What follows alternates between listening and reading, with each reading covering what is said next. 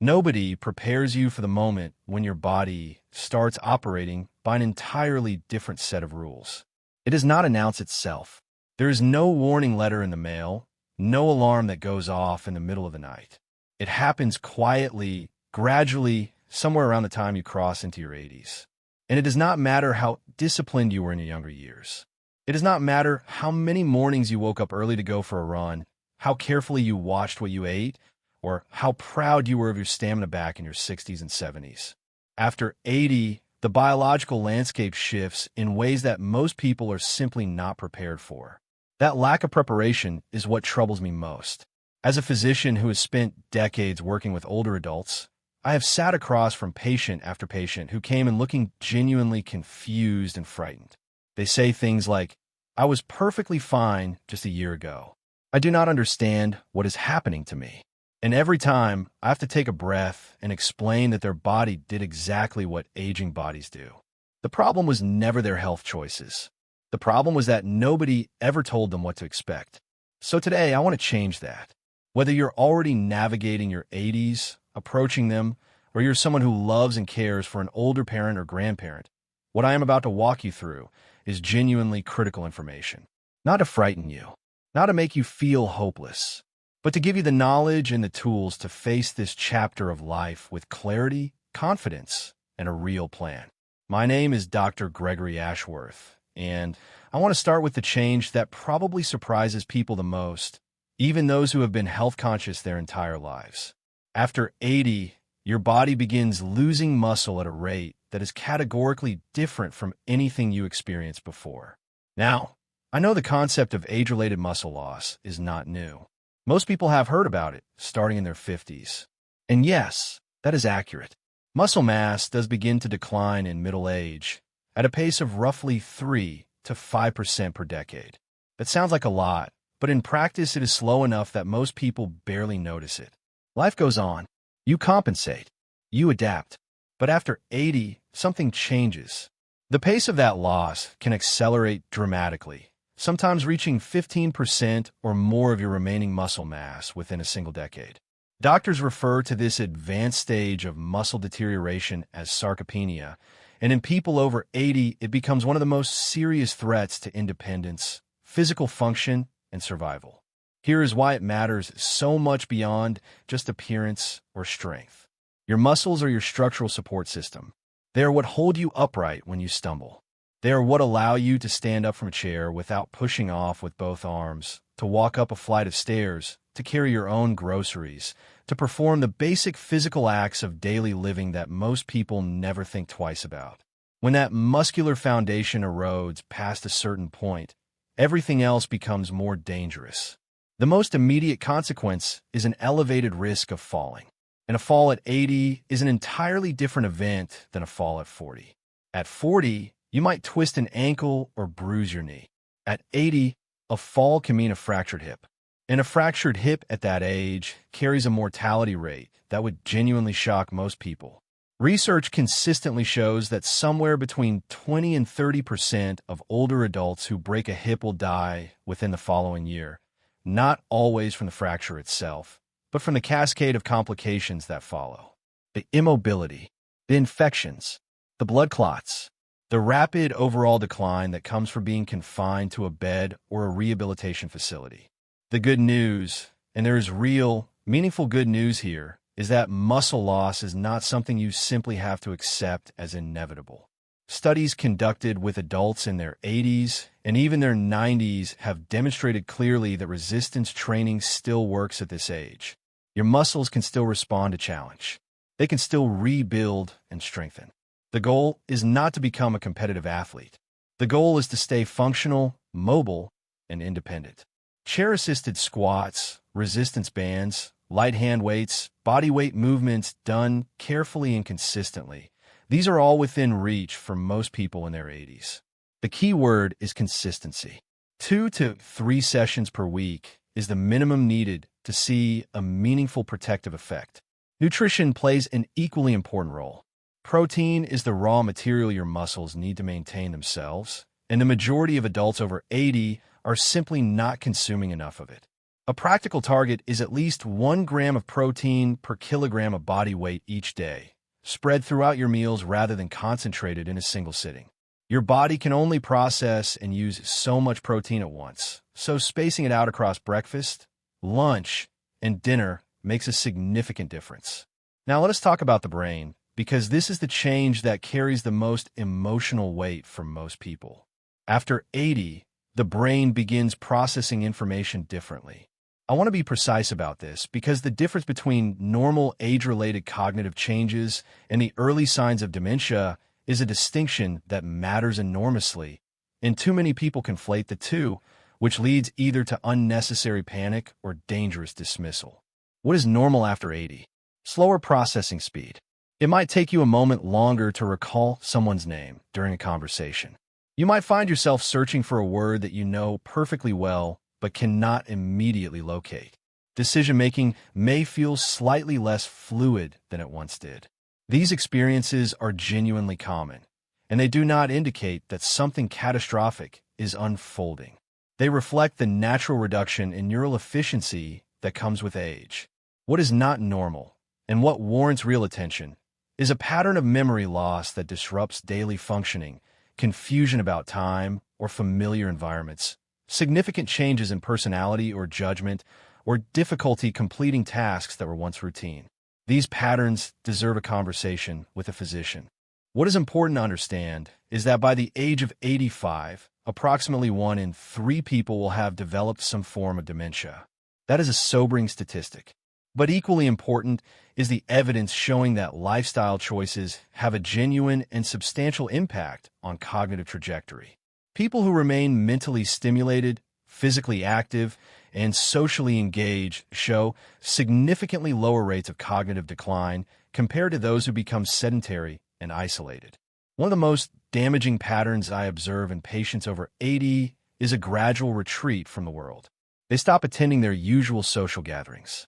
They stop visiting friends. They stop engaging with their communities. The days begin to revolve around a comfortable chair and a television screen. And as comfortable as that might feel in the short term, the long-term consequences for the brain are serious. Social isolation is one of the most potent accelerators of cognitive decline we have identified. The brain is a social organ. It needs conversation. It needs novelty. It needs problems to solve and relationships to navigate. If you're someone you love is over 80, social engagement is not optional from a health standpoint. It is as important as medication. Book clubs, community classes, card games, volunteer work, learning a new skill, these are all powerful forms of cognitive maintenance. And sleep, which I suspect does not get nearly enough attention in this context, becomes critically important after 80. During deep sleep, the brain activates a kind of internal cleaning system that clears out cellular debris, including proteins that, when they accumulate, are directly associated with Alzheimer's disease. Poor sleep does not just leave you feeling tired. It may actively accelerate the biological processes behind cognitive decline. If you're struggling with fragmented sleep or persistent insomnia, please raise it with your doctor. Do not accept it as simply part of getting older. It is a problem with real solutions, and addressing it may be one of the most meaningful things you can do for your long-term brain health. The third major change after 80 involves your bones, and it builds on everything we have already discussed in ways that make it particularly dangerous. Bone density loss is another process that begins long before 80, particularly for women after menopause. But after 80, many people reach a threshold where the bones have lost enough density that fractures can result from impacts that would barely register in a younger person. Bumping into a piece of furniture, a stumble on an uneven sidewalk. In severe cases, even the mechanical force of a cough or a sneeze can cause a compression fracture in the vertebrae of the spine. This is not a scare tactic. This is the clinical reality of advanced osteoporosis. What makes this more complicated is that the problem is not just about density, meaning how much mineral is packed into the bone.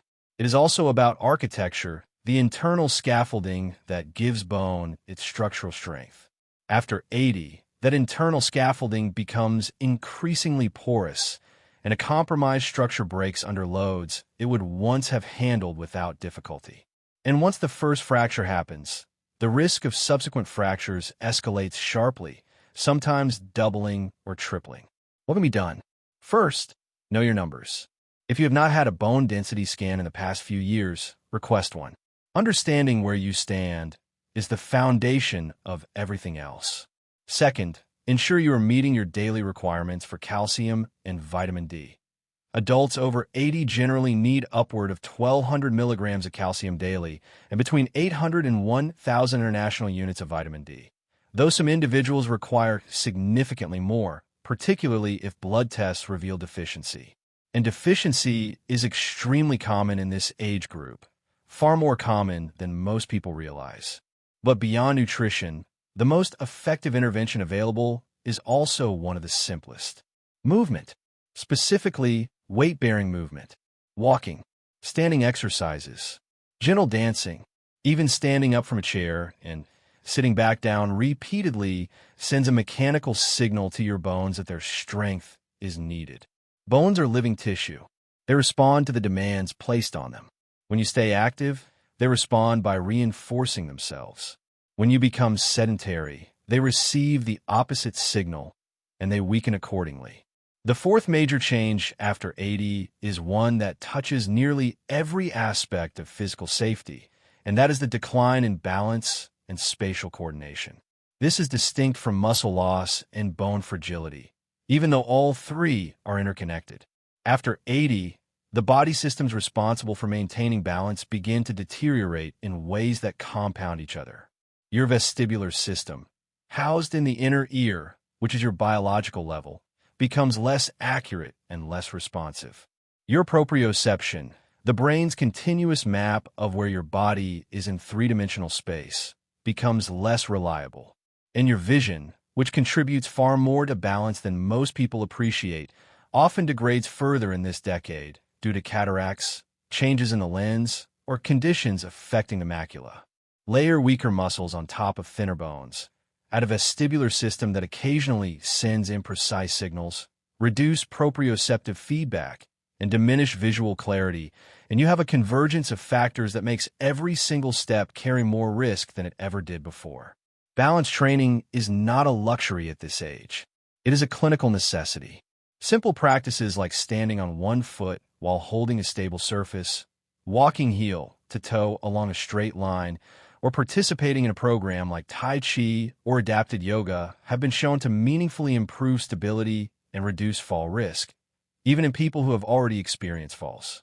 The neurological pathways that govern balance can be retrained at any age. That is not motivational language. That is documented physiology. I also want to raise something that frequently goes unaddressed in this conversation, and that is medications. Many adults over 80 are managing multiple health conditions and taking multiple drugs simultaneously.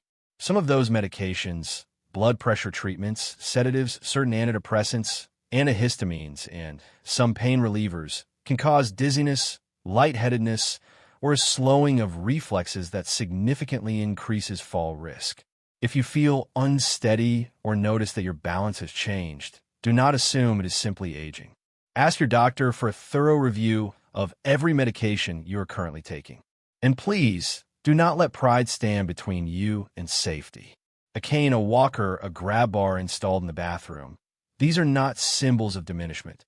They are engineering solutions to a real physical problem. I have watched patients in their 80s refuse these tools, insisting they did not need them, and then suffer falls that permanently altered the course of their remaining years.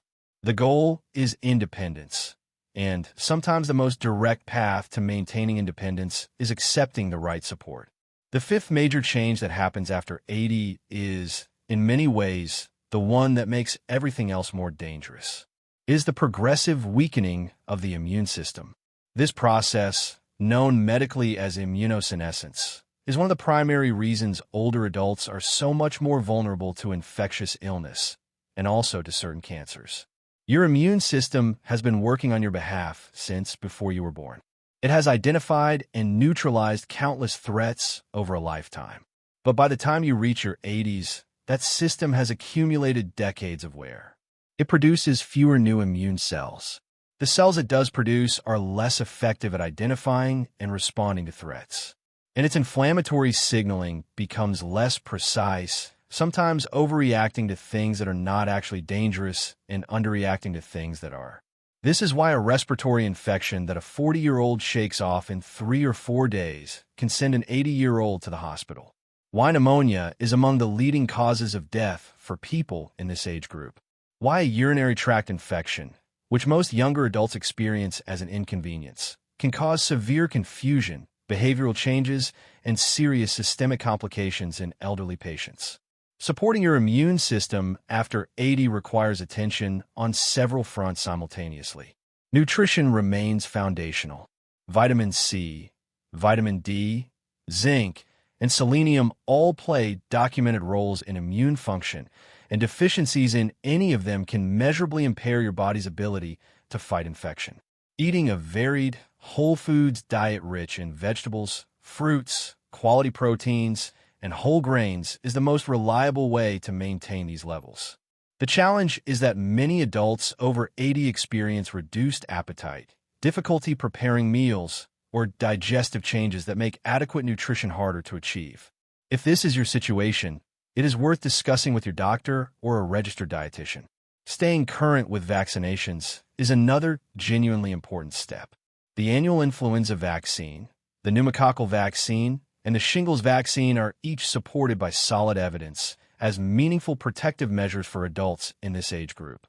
Your immune response to these vaccines may not be as robust as it would have been decades ago, but partial protection is substantially better than none, and the consequences of the diseases they protect against can be devastating at 80. Physical activity, once again, plays a role. Exercise has been shown to increase the circulation of immune cells throughout the body, reduce chronic low-grade inflammation, and improve overall resilience against infection.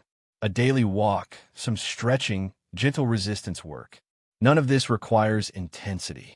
It requires only consistency. And then there is a factor that links every single topic we have covered today, and it is this. Chronic loneliness and social isolation suppress immune function in direct, measurable biological ways. Research has documented this with increasing clarity over the past 2 decades. Isolated older adults show elevated levels of stress hormones, higher levels of systemic inflammation, and reduced activity of the natural killer cells that are responsible for identifying and destroying abnormal cells, including those that can become cancer.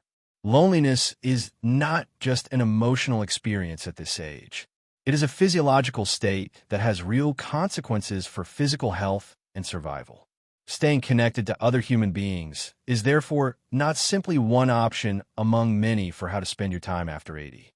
It is, from a medical standpoint, one of the most powerful health interventions available. Now, I want to say something before we finish because I think it needs to be said clearly and without qualification. Turning 80 is not the beginning of the end. The changes I have described today are real, and they will occur to some degree regardless of what any of us do. That is honest. But the pace at which they occur, the degree to which they affect your daily life, your independence, your joy, your sense of self, that is where your choices still carry enormous weight. I have patients who are 84 years old and still walking 3 miles every morning. I have patients in their late 80s who are sharper, warmer, and more engaged with life than some people half their age. They are not exceptions to the rules of aging. They are people who understood those rules and chose to work alongside them rather than against them. They moved their bodies. They fed themselves well. They stayed connected to the people who mattered to them. They worked with their doctors rather than avoiding them. And they refused to treat decline as something they had no say in.